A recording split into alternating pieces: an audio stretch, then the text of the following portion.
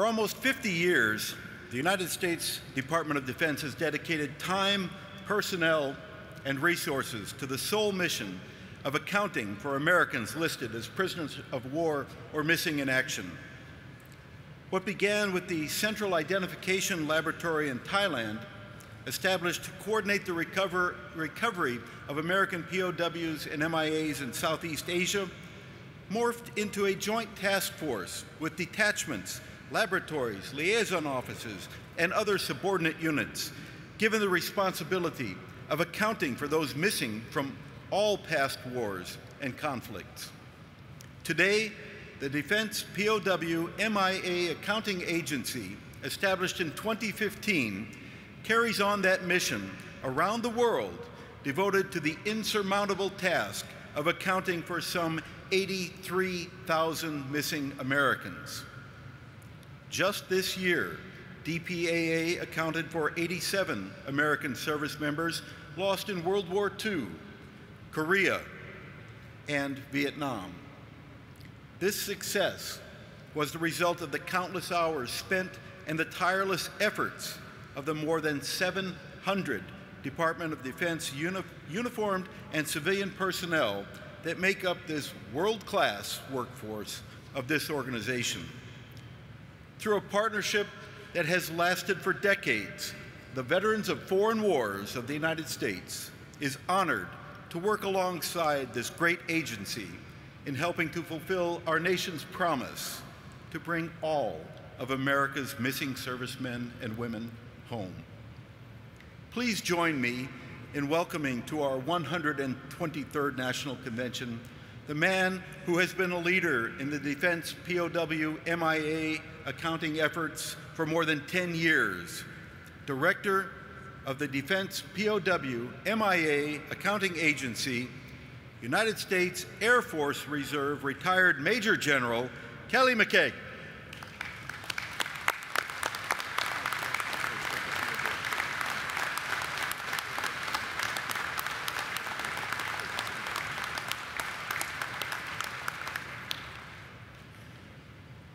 Commander-in-Chief Mihilchek, Senior Commander-in-Chief, Vice Commander-in-Chief, spoke that into existence, Borland, distinguished veterans of foreign wars and auxiliary members, good morning and welcome back after your 3-year hiatus. I'm deeply honored to share in the 123rd National Convention of the Veterans of Foreign Wars of the United States. As you heard your Commander-in-Chief say, you all have been by our side, and we look at you as a champion of the POW MIA mission.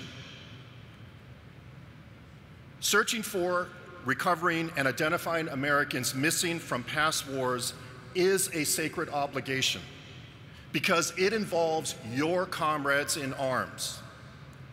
And it's a moral imperative because they made the supreme sacrifice for the nation we all love.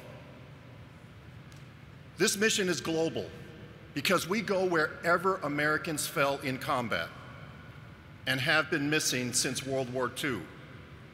It's also generational because second and third generation family members still carry a void, and that void is in life and in heart in their quest, deserved quest for answers.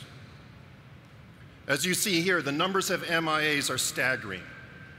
Even with 38,000 that we estimate to be recoverable, these numbers, together with the passage of time, are the enemies we battle today. However, we benefit greatly from the cooperation and the acknowledgement as a humanitarian effort by the 46 nations that we work with. And here in the US, the POW MIA issue still generates interest and visibility, which we view to be a result of the VFW's strong advocacy. As it did for you, COVID-19 had a significant impact. At the beginning and for 10 long months, our teams were not permitted access to foreign countries. There has been an improvement to entry into these host nations, subject to us meeting their health and safety protocols. And this very day, we have teams in Belgium, France, Germany, Italy, Vanuatu, and Hawaii, with 7 more to follow over the next 2 weeks, eventually deploying 100 teams in 36 countries this fiscal year. The second critical aspect of our mission is to communicate with families, which we do. However, because of COVID, we've had to turn to virtual platforms, much as you all have done over the last 2 years.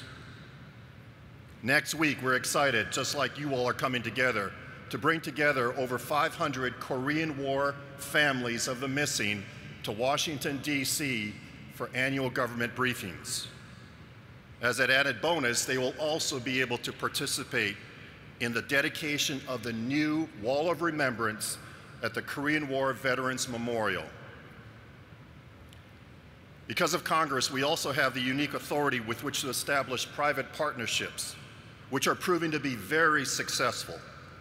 We have over 111 active and emerging partnerships with universities, non-governmental organizations, all of whom bring a talent and a passion that adds to our capacity and our capabilities. With 20% of what we estimate to be recoverable as an unknown in an American cemetery in the world, it's incumbent upon us that we continue to pursue vigorously the disinterment of these unknowns. And we're doing so with great success. You'll recall that in 2018, North Korea turned over 55 boxes to the United States of remains of Americans lost in the Korean War. It was the first fulfillment of a commitment made in the Singapore summit, which, mind you, was a result of the VFW and your Commander-in-Chief Harmon putting it on President Trump's scope, his radar, before he went to Singapore. Since receiving those boxes, which by the way contain over 250 individuals, 80 of whom are South Korean and have been turned over to the Republic of Korea, we have identified 82 from those boxes. Again, thanks to the VFW and that strong advocacy.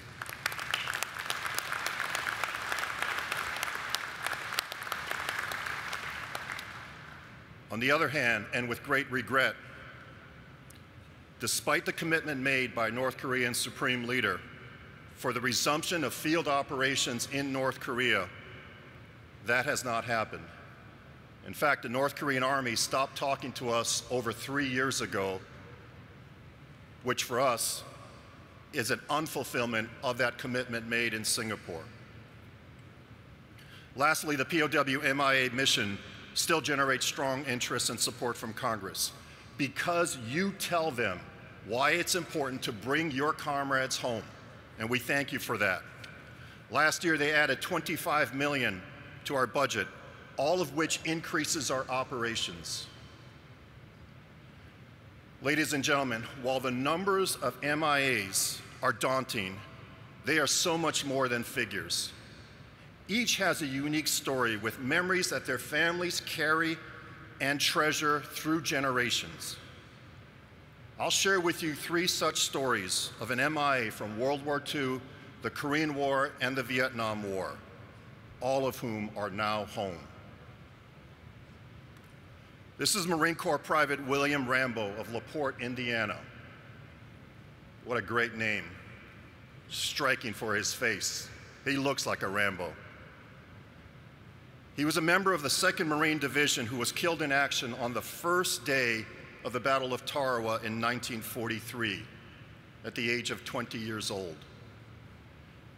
He was buried in a temporary cemetery on Tarawa that was lost for over 7 decades, until his remains were recovered by one of our partners, History Flight, in 2019. And this past spring, his niece and nephew, seen here, who were the children of Private Rambo's younger brother, they brought together 23 family members to his interment at Arlington National Cemetery. For many of them, they either did not know that they had relatives or they had lost touch with these relatives. So because of this important work, this commitment that our nation has, the Rambo family welcomed home their long-lost son, brother, uncle, and we're grateful for that. Some of you know this incredible story. Right across the river in Kansas. Among the close to 2,000 remains that we repatriated after the Korean War, over 800 were unidentifiable. They were buried as an unknown in the National Cemetery of the Pacific in Honolulu. We disinterred a set of remains in 2019 that miraculously were identified as Army Chaplain Captain Emil Kapaun of Pilsen, Kansas. Father Kapaun was a veteran of World War II who re-enlisted for the Korean War. He was much older. He volunteered to stay behind after the 1st Cavalry Division, his unit, was overrun by Chinese reinforcements in the Battle of Unsan. He was captured and spent 7 horrible months in a notorious POW camp near the North Korean border with China. For his valor on both the battlefield and in the POW camp, he was posthumously awarded the Congressional Medal of Honor, the 9th chaplain to be awarded this distinguished Medal for Valor. And 20 years before that, for his virtuous deeds of service, Pope John Paul II named Army Chaplain Kapaun a servant of God, the first toward his step towards sainthood. Army Chaplain Father Kapaun is buried in the Cathedral of the Immaculate Conception in Wichita, Kansas, because of your commitment to bring our fallen home. Last but not least is Navy Commander Paul Charvet, who hailed from Grandview, Washington.